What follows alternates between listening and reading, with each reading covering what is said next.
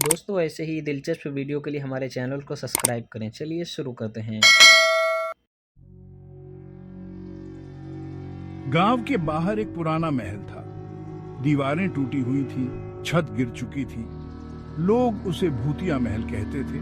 कोई उसके पास नहीं जाता था। सूरज ढलने के बाद डर और भी बढ़ जाता था।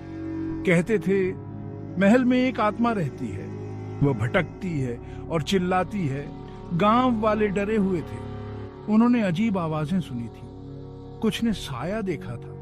बच्चे वहां खेलने से डरते थे। बूढ़े लोग कहानियां सुनाते थे। उन कहानियों में भूत और प्रेत थे। महल का नाम सुनते ही रूह कांप जाती थी। एक दिन एक किसान अपने खेत से घर लौट रहा था। रात हो गई थी। अचानक उसने महल से एक रोना सुना। वह डर गया, वह भागा। उसने गांव वालों को बताया। सब डर गए। उन्होंने सोचा कि आत्मा गुस्से में है। गांव के मुखिया ने कहा, हमें कुछ करना होगा।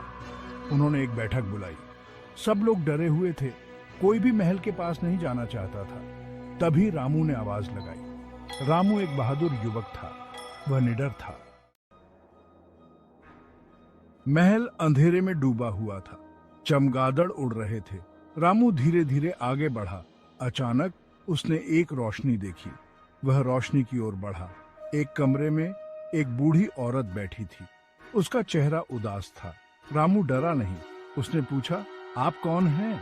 औरत ने कहा, मैं इस महल की आत्मा हूँ। रामू ने पूछा, आपको क्या दुहक है?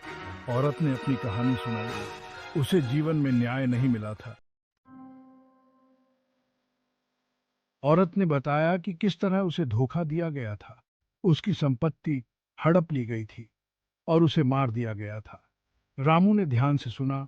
उसे औरत पर दया आई। उसने कहा, मैं आपकी मदद करूंगा। रामू गांव वापस गया। उसने सबको औरत की कहानी सुनाई। गांव वाले हैरान थे। उन्होंने कभी सच्चाई नहीं जानी थी। उन्होंने मिलकर औरत को न्याय दिलाने का फैसला किया।